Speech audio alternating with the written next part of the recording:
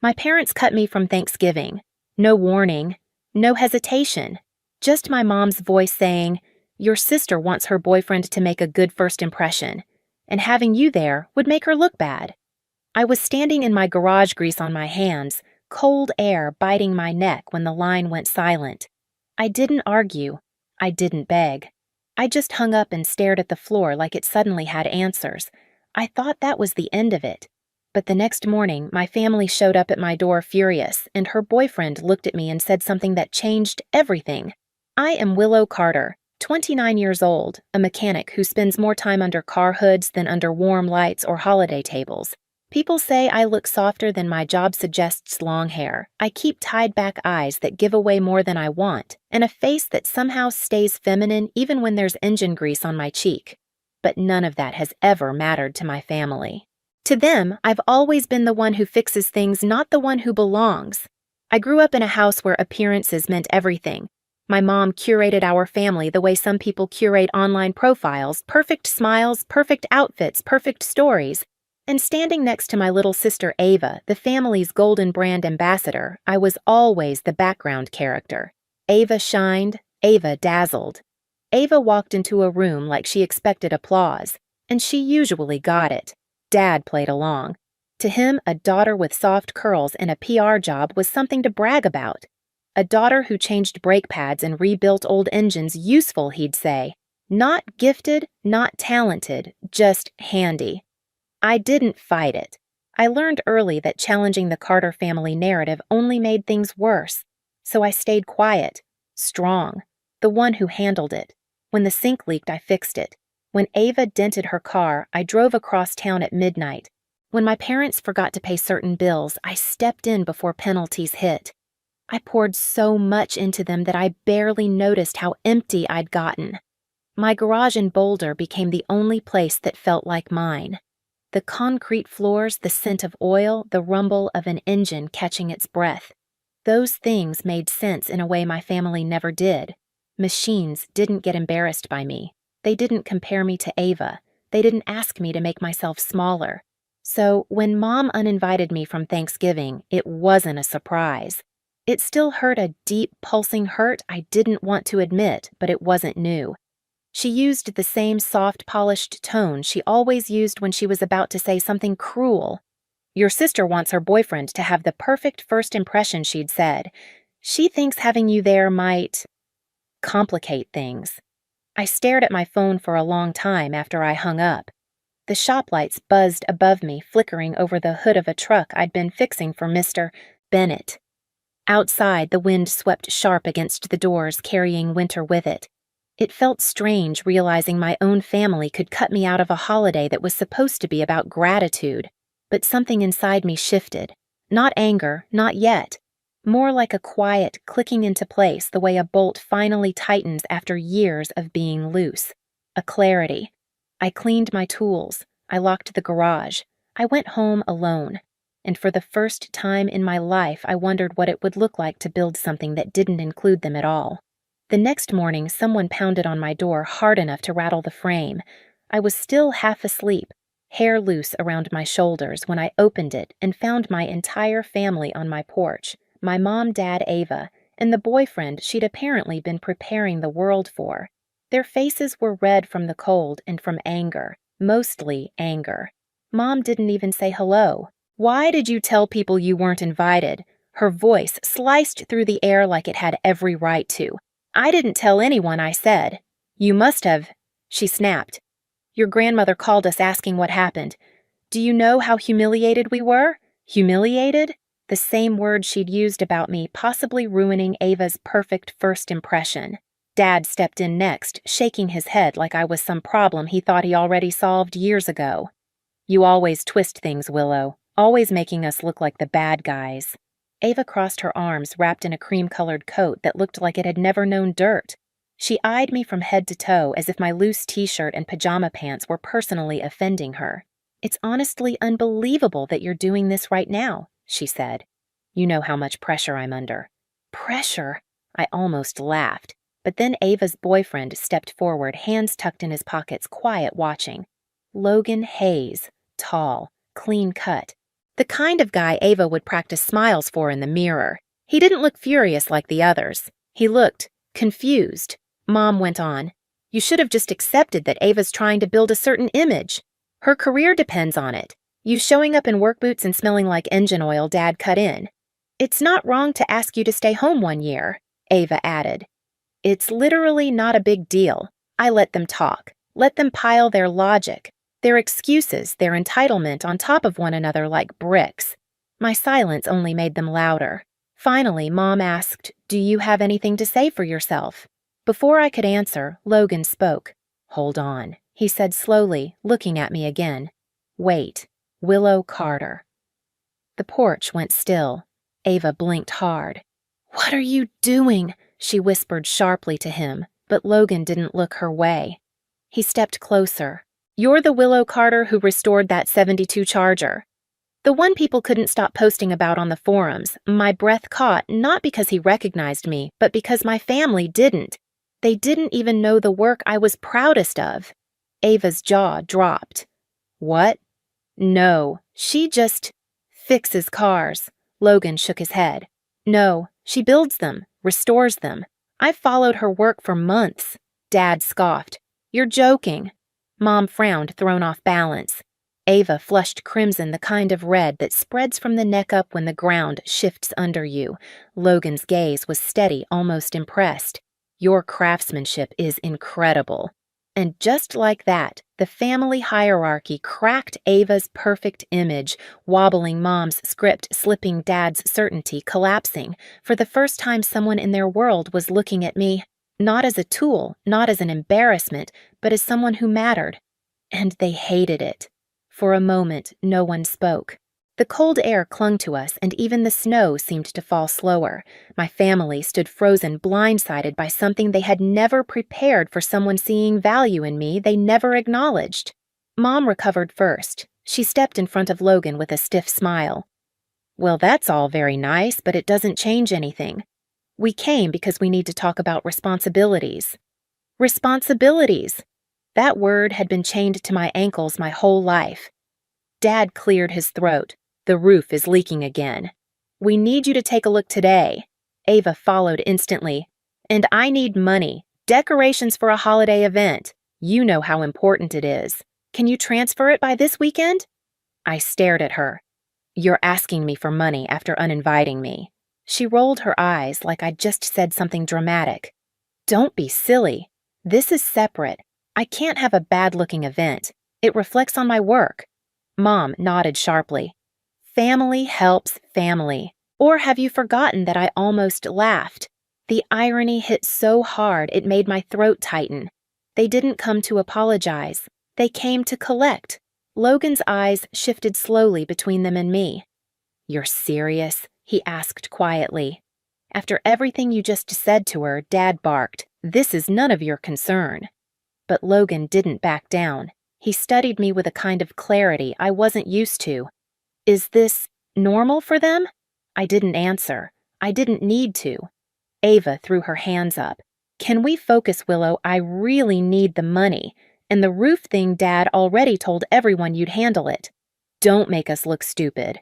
That word again. Image. Always image. Something inside me shifted, not a sharp break, but a slow, undeniable settling, like sand finally sinking to the bottom of the glass. "No," I said. It wasn't loud. It wasn't angry. It was steady, anchored, final. Mom blinked. "What did you say? I'm not fixing the roof," I repeated. "I'm not paying for decorations. I'm not covering bills. Not anymore." Silence cracked across the porch. Dad stepped forward. "After everything we've done for you," I cut him off. "Everything you've done." "You mean feeding me as a kid? That was parenting, not a loan." Ava scoffed. "You're being ridiculous. You always help." "Not anymore," I said again, the words landing heavier this time. Mom's voice rose. "We raised you." "And I'm grateful," I replied calmly. "But you don't get to use that as a lifetime contract." The wind whistled between us, carrying their shock back toward me like cold breath. Logan exhaled slowly, almost relieved someone finally said it. "Good for you," he murmured, just loud enough for them to hear. Ava's face twisted. Why are you taking her side? He looked at her evenly. Because she isn't wrong. The balance shifted again, this time faster, harsher. Mom's cheeks flushed. Dad's fists clenched. Ava's eyes brimmed with a fury I'd never seen before.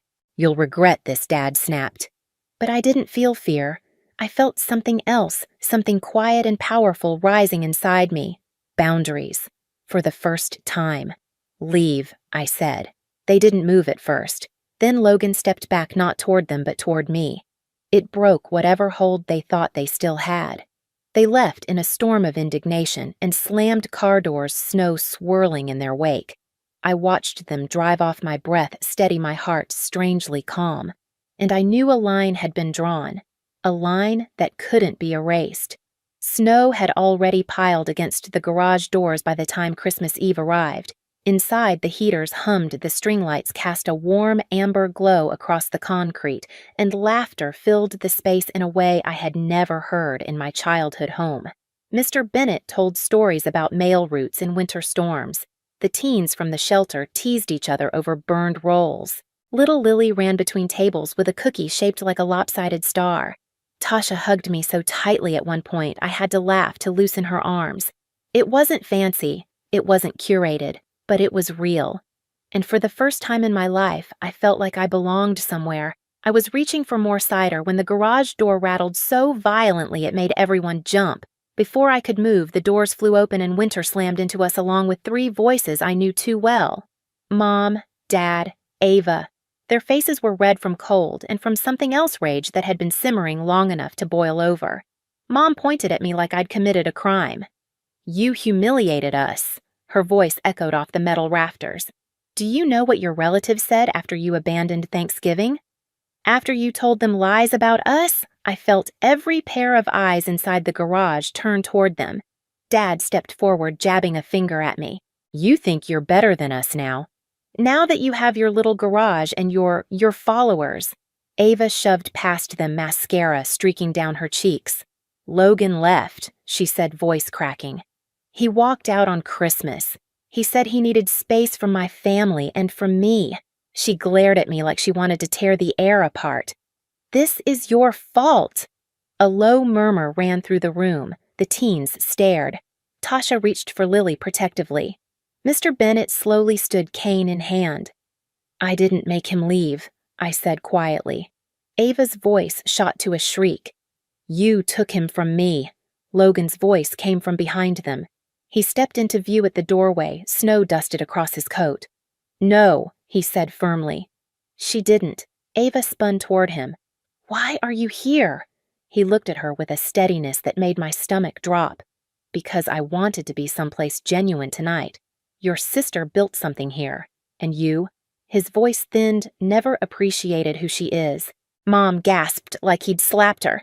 Excuse me. Logan ignored her. He looked straight at me. I'm sorry you've lived with this dynamic for so long. Silence pressed against the walls. Dad scoffed. This is ridiculous. We're her family, not you. Logan didn't flinch. Family doesn't treat her like a utility. Ava snapped. You're choosing her? He shook his head. I'm choosing decency. The room held its breath. Mom's voice rose again. Willow, tell him he's wrong. Tell him you didn't pay our bills, fix our house, carry this family. Tell him we didn't rely on you. I stepped behind the workbench, pulled open a drawer, and took out the brown envelope I'd prepared weeks earlier, long before I admitted why. I held it out. These are the payments I said. Everything I've covered for you over the years. Dad snatched it with a triumphant sneer until he unfolded the papers and his expression shifted. Insurance, repairs, fees, emergency fixes. Every dollar. Every forgotten favor. Mom's face drained of color. Ava's lips trembled. You kept track, Mom whispered. No, I said. I kept boundaries. You just never noticed them until now. A heavy silence spread. You're unbelievable, Dad said, voice shaking. We raised you. We fed you. You owe us respect. No, I said calmly. I owe you honesty. And here it is. I'm done. Ava's scream tore through the air. You ruined everything. Logan stepped between her and me. Stop blaming her for your behavior. Mom lunged forward, reaching for the papers like she could erase them. No one will believe this. No one will believe you. I gestured around the room. They already do. Every face in the garage watched her not with hostility, but with truth, with clarity, with disappointment. Dad's voice broke. You'll regret this, Willow. I shook my head. No, I regret letting it go on this long. Ava stared at Logan, desperation cracking in her voice. Please, come home. This isn't who we are. Logan looked at her with a sadness that felt final. It's exactly who you've always been. I just didn't see it. Tears streaked down Ava's face. So you're choosing her garage over me? I'm choosing a place where people treat each other with respect, he said. Mom stepped back, chest heaving. Dad muttered curses under his breath. All three looked smaller than I'd ever seen them. Exposed. Deflated. No audience left to impress. I opened the garage door wider and stepped aside. Leave, I said. For the first time in my life, they listened. Snow swallowed their footsteps as they walked back into the night, their silhouettes fading until the storm carried them away. Logan turned to me. You okay? I nodded because something inside me had finally settled. Not anger, not triumph, just peace. I walked back into the warmth of the garage where my chosen family waited quietly, patiently, lovingly. Let's eat, I said, and the room exhaled as one. The storm outside lasted through the night, but inside the garage something shifted, like the air finally understood I wasn't carrying the weight of two families anymore.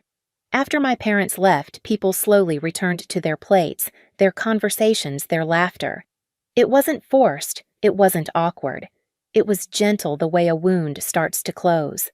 Logan stayed for a bit, helping Mr. Bennett to his car and packing leftovers for the teens. When he finally said goodnight, he pressed a hand to my shoulder, not lingering, just honest. You built something good here, he said. Don't let anyone take it from you. In the days that followed, silence from my parents felt less like punishment and more like space. Space to breathe. Space to grow, space to remember I didn't need their approval to exist. Work at the garage picked up. The teens came back for Saturday lessons. Tasha and Lily stopped by with a thank you card. Even the winter sun seemed a little less harsh through the windows. Christmas passed. January settled in. And for the first time in my life, I felt the calm of a future that belonged only to me. A year later, I stood outside my garage watching snow drift across the lot, the lights glowing warm behind me. My life wasn't perfect, but it was finally mine, steady, chosen, earned. I no longer chased a seat at a table that never wanted me. I built my own, and somehow it filled itself. If you've ever had to walk away to save yourself, you're not alone. Share your story below and hit subscribe for the next one.